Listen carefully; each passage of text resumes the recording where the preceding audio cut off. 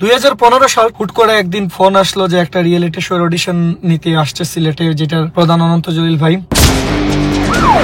কয়েক ধাপে অডিশন নেওয়া হয়, সেই জায়গায় সিলেক্ট হই। সিলেট এবং খুলনা বিভাগ দুই বিভাগের অডিশন হয়েছিল। অনেক ছেলে পেলে ওইখানে, তাদের সাথে এসে অনন্ত জলিল ভাই মিট করে যান। কয়দিন আমাদের শেষ হওয়ার পর আমরা যে যার মতো করে সবাই শহরে ব্যাক করি। এই রিয়েলিটি শোতে প্রত্যেকটা বিভাগ থেকে প্রায় 3 লাখের মতো মানুষ ওইখানে পার্টিসিপেট করে প্রথমের দিকে। ওনারা আমাদের সাথে বলেছিল যে আমরা যদি ঢাকার রাউন্ডে সিলেক্ট হই তাহলে ওনাদের আয়ত্তে আমরা চলে যাব, থাকা খাওয়া সবকিছু, কস্টিউম টস্টিউম সবকিছু। কারণ আমরা ওই রিয়েলিটি শোতে যত সামনে যেতে থাকি আমাদের নিজের খরচে থাকা, নিজের খরচে খাওয়া, শুধু এক বেলা শুধু লাঞ্চে আমাদের খাবারটা প্রোভাইড করা হতো। তো আমার 4 লাখ টাকার মতো একটা অ্যামাউন্ট এখানে চলে গেছে। কিভাবে গেছে? কারণ আমাকে হোটেলে থাকতে হয়েছে, খাবার দাবার কিনে খাইতে হয়েছে, আমাকে কস্টিউম কিনতে হয়েছে। এত মানুষ ছিল, তাহলে চিন্তা করে দেখেন ওই মানুষগুলোর কত টাকা খরচ হয়েছে। অনন্ত জলিল ভাইয়ের যেই সিনেমাটা, যেটার জন্য মূলত রিয়েলিটি শোটা হচ্ছিল, যেটার নাম ছিল দি স্পাই সিনেমাটা কমপ্লিট না করে আমরা যেন কোনো ধরনের মিডিয়া রিলেটেড কোনো কাজে না যুক্ত হতে পারি। যে কোনো ধরনের শাস্তি যেটা হয় আর কি কন্ট্রাক্টের মধ্যে, সেটাই উল্লেখ করা হয়েছিল। তো আমরা তো সবাই খুবই এক্সাইটেড ছিলাম ওই সিচুয়েশনে। সবাই ফাইনালে পৌঁছে গিয়েছি। আমরা জানি অনন্ত জলিল ভাই এটার পিছনে সবাই ভালো ব্রেক পেতে যাচ্ছি, হয়তো আমাদের ফিউচারটা খুব সুন্দরভাবে এখান থেকে শুরু হবে, এমন এক্সাইটমেন্ট সময়ের মধ্যে কাজ করছি। আমরা যে যার মতো করে উইল করে দিয়েছি, এই যে কন্ট্রাক্টটা ছিল সেখানে সাইন করে দিয়েছি। গ্র্যান্ড ফিনাল থেকে আমরা যারা বের হয়েছি, আমি ছিলাম, আমার সাথে আরেকটা ছেলে ছিল, আমরা দুজন হিরো ক্যাটাগরিতে ছিলাম। দিন শেষে তো সিনেমায় কাজ করা হবে, সিনেমায় ব্রেক পাওয়া হবে। ওইখান থেকে বের হলাম, চ্যাম্পিয়ন হয়ে চলে আসলাম সিলেটে। শুরু হলো নতুন যাত্রা। চারিদিক থেকে এর মধ্যে নিউজগুলো সব জায়গায় প্রচার হয়েছে। বিভিন্ন ডিরেক্টর তারা যোগাযোগ করছিলেন, কাজ করব আপনার সাথে। আমরা দি স্পাই কমপ্লিট না করে আমরা কোনো মিডিয়ার কাজ করতে পারবো না, তাই আমি আর ওই সময় কারোর সাথেই যুক্ত হতে পারিনি, কোনো কাজ নিতে পারিনি। আমাদের শুরু হতে থাকলো অপেক্ষা, কবে কখন দি স্পাইয়ের জন্য নৌকা আসবে। আমি যোগাযোগ করি যে কোনো একটা সোর্সের মাধ্যমে ওনার কাছের একজন কর্মরত লোকের সাথে। উনি জানালো যে হ্যাঁ স্যার, এটার জন্য খুব দ্রুত ডাকবে, এটার প্ল্যানিং চলছে। পর ওই যার সাথে যোগাযোগ করলাম উনিও যোগাযোগ অফ করে দিল। আর খবর নেই, 2 বছর 2.5 বছর চলেই গেল, দি স্পাইয়ের আর খবর নেই। আমরা এদিকে লকড। দীর্ঘ 2.5-3 বছর পর ওনার সেই সিনেমা দিন দা ডে, এইটার জন্য ফোন আসলো। আমরা গেলাম অনন্ত জলিল ভাইয়ের বাসায়। সেই 20% শুট করা হয়, কিন্তু সেইগুলো ইউজ করা হয় না।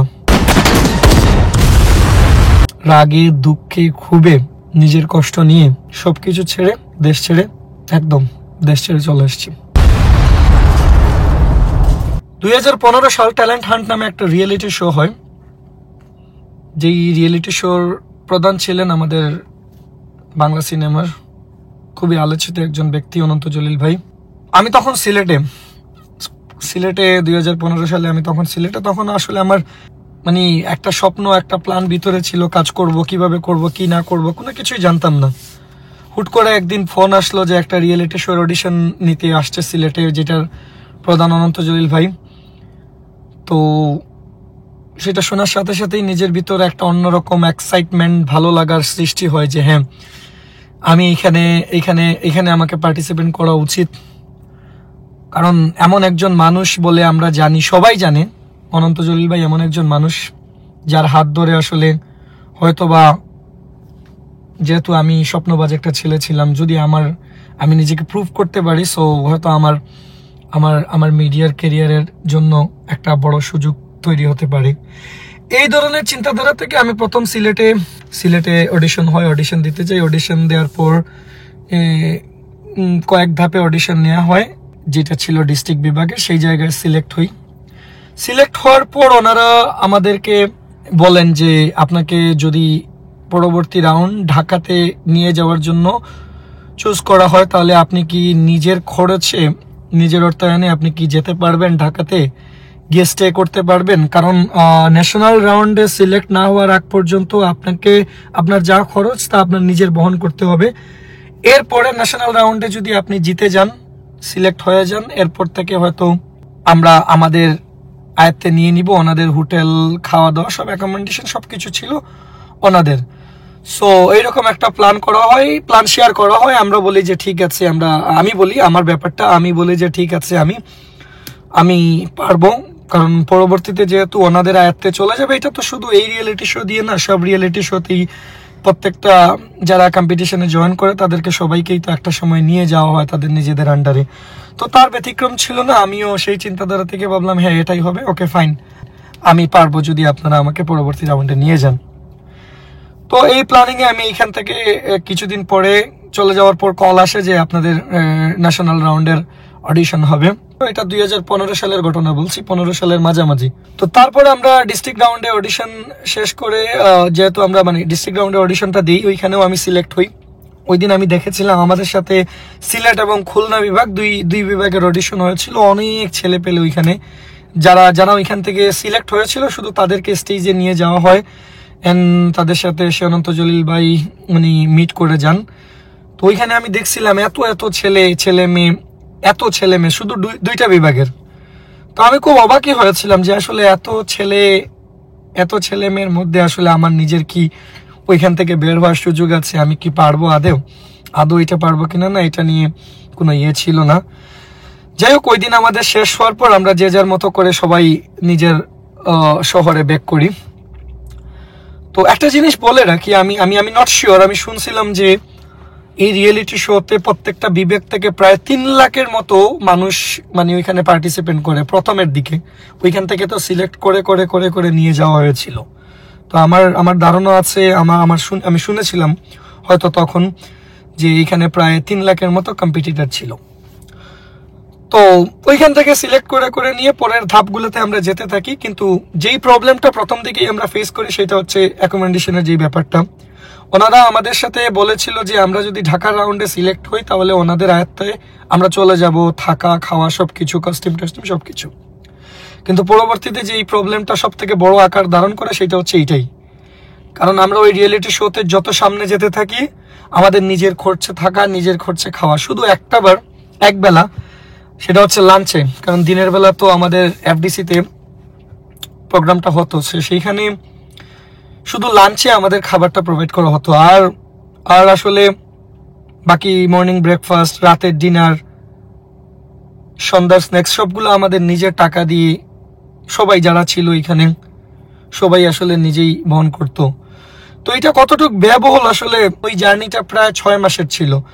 তো আমার 4 লাখ টাকার মতো একটা অ্যামাউন্ট এখানে চলে গেছে। কিভাবে গেছে? কারণ আমাকে হোটেলে থাকতে হয়েছে, আমাকে খাবার দাবার কিনে খাইতে হয়েছে, আমাকে কস্টিউম কিনতে হয়েছে। কারণ প্রত্যেকটা এপিসোডেই নতুন নতুন কস্টিউমের প্রয়োজন। আমি সিলেট থেকে ঢাকা গিয়েছি, আমার সাথে এনাফ কস্টিউম ছিল না। সো আমাকে ম্যাক্সিমাম এপিসোডেই নিজের কস্টিউম কিনতে হয়েছে। তারপর যাওয়া আসার যে একটা খরচ, সব মিলে আমি একজনের যদি 4 লাখ টাকা যায় তাহলে ওইখানে আরো এত মানুষ ছিল বিভিন্ন ক্যারেক্টারের, বিভিন্ন ক্যাটাগরির এত মানুষ ছিল। তাহলে চিন্তা করে দেখেন ওই মানুষগুলোর কত টাকা খরচ হয়েছে। দীর্ঘ প্রায় 6 মাসের জার্নি শেষে আমরা যখন গ্র্যান্ড ফিনালে পৌঁছে যাওয়ার আগে 3 দিন আগে, গ্র্যান্ড ফিনালের 3 দিন আগে আমাদের অডিশন হচ্ছিল। অডিশনের ওই সময় কিছু কন্ট্রাক্ট নিয়ে আসা হয়। সেই কন্ট্রাক্টগুলো আমাদের সবাইকে ধরিয়ে দেওয়া হয় যে আমরা যদি ওই রিয়েলিটি শোতে যারাই ওইখান থেকে উইনার হয়ে বের হব, অনন্ত জলিল ভাইয়ের যেই সিনেমাটা, যেটার জন্য মূলত রিয়েলিটি শোটা হচ্ছিল, যেটার নাম ছিল দি স্পাই। সো দি স্পাই সিনেমাটা কমপ্লিট না করে আমরা যেন কোনো ধরনের মিডিয়া রিলেটেড কোনো কাজে না যুক্ত হতে পারি। যদি আমরা এইটা কমপ্লিট করার আগে অন্য কোনো কাজে রিলেটেড হই তাহলে আমাদেরকে আইনত যে কোনো ধরনের শাস্তি যেটা হয় আর কি কন্ট্রাক্টের মধ্যে, সেইটাই উল্লেখ করা হয়েছিল। তো আমরা তো সবাই খুবই এক্সাইটেড ছিলাম ওই সিচুয়েশনে। সবাই ফাইনালে পৌঁছে গিয়েছি, আমরা জানি অনন্ত জলিল ভাই এটার পিছনে।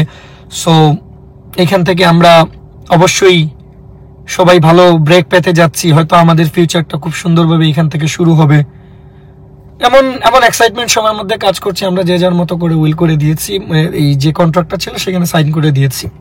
তারপর আমরা রিয়েলিটি শোতে গ্র্যান্ড ফিনাল হলো, সেইখানে এখন 2016 সাল চলে আসছে। গ্র্যান্ড ফিনাল থেকে আমরা যারা বের হয়েছি, আমি ছিলাম, আমার সাথে আরেকটা ছেলে ছিল, আমরা দুজন হিরো ক্যাটাগরিতে ছিলাম, আমাদেরকে চুজ করা হয়। এর সব থেকে আশ্চর্যের ব্যাপার যেটা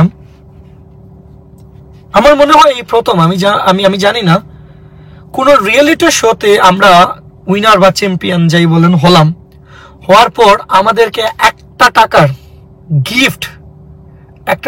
গিফট ধরিয়ে দেওয়া হয় নাই।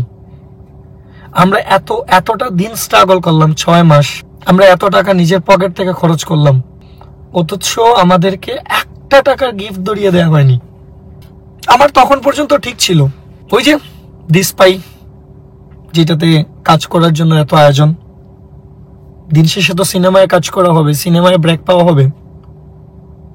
আমি এত কিছু নিয়ে ভাবিনি। ওইখান থেকে বের হলাম, চ্যাম্পিয়ন হয়ে চলে আসলাম সিলেটে। শুরু হলো নতুন যাত্রা। চারিদিক থেকে এর মধ্যে নিউজগুলো সব জায়গায় প্রচার হয়েছে। বিভিন্ন ডিরেক্টর, শ্রদ্ধেয় ডিরেক্টর ভাই বা অনেকেই যারা আছেন তারা যোগাযোগ করছিলেন, কাজ করব আপনার সাথে। যেটা হয় আর কি সবার ক্ষেত্রে, যে কেউ যদি একটা প্ল্যাটফর্ম থেকে বের হয়ে আসে তখন তাকে সুযোগ দেওয়ার চেষ্টা করে অন্যান্য ডিরেক্টররা। তো আমার সাথেও এমনটা হয়েছে, আমাকে অনেকেই নোক দিয়েছে যে আপনার সাথে বসতে চাই, আপনার সাথে যদি প্ল্যান হয় কাজ করতে চাই। কিন্তু আমাদের প্রবলেম কোথায় ছিল? ওই যে কন্ট্রাক্ট, আমরা দিস পাই কমপ্লিট না করে আমরা কোনো মিডিয়ার কাজ করতে পারবো না। তাই আমি আর ওই সময় কারোর সাথেই যুক্ত হতে পারিনি, কোনো কাজ নিতে পারিনি। আমাদের শুরু হতে থাকলো অপেক্ষা, কবে কখন দিস পাইয়ের জন্য নৌকা আসবে। চলে যায়, মাস যায়, 2-3 মাস হয়ে গেল। আমরা আমি যোগাযোগ করি যে কোনো একটা সোর্সের মাধ্যমে ওনার কাছের একজন কর্মরত লোকের সাথে। উনি জানালো যে হ্যাঁ স্যার, এটার জন্য খুব দ্রুত ডাকবে, এটার প্ল্যানিং চলছে। ভালো কথা। এরকম করে আবার দিন গুনা যায়। ওই যার সাথে যোগাযোগ করলাম উনিও যোগাযোগ অফ করে দিল, আর খবর নেই। 2 বছর 2.5 বছর চলেই গেল, দিস পাইয়ের আর খবর নেই। আমরা এদিকে লকড। দীর্ঘ 2.5-3 বছর পর ওনার সেই সিনেমা দিন দা ডে, এইটার জন্য ফোন আসলো।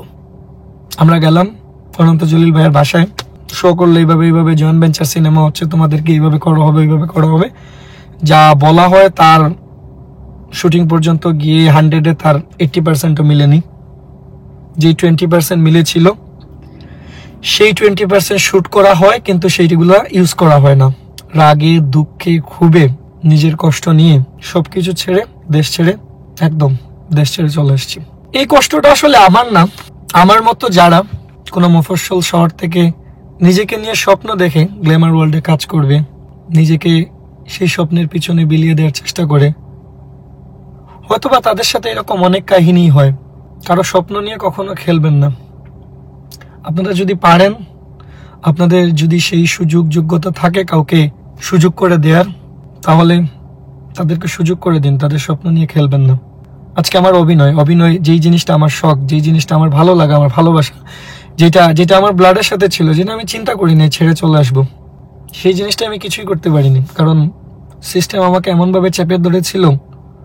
3 বছর পর যখন আমি আবার কামব্যাক করি, কেউ আমাকে চিনে না। কারো কাছে গেলে কেউ কোনো না কোনো সুযোগ নিতে চায়। সিলেট থেকে আসছি, হয়তোবা ছেলের অনেক টাকা আছে, টাকা দাও কাজ করি, টাকা দিয়েই কাজ করতে হবে। আর পারেনি। দীর্ঘ 3টা বছর পের হয়ে যাওয়ার পর যখন নিজেকে নিয়ে যাওয়ার চেষ্টা করেছি, তখন আর আমাকে দিয়ে হয়নি।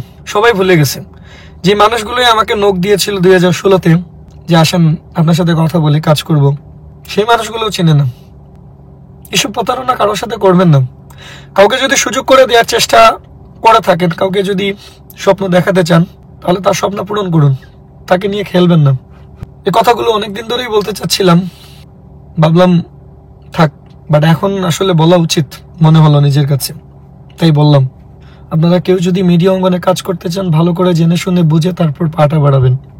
কারণ এখানে খুব কম মানুষ আছে যে আপনার প্রতিভাকে তুলে ধরার চেষ্টা করবে। সবাই ভালো থাকবেন, সুস্থ থাকবেন। আসসালামু আলাইকুম।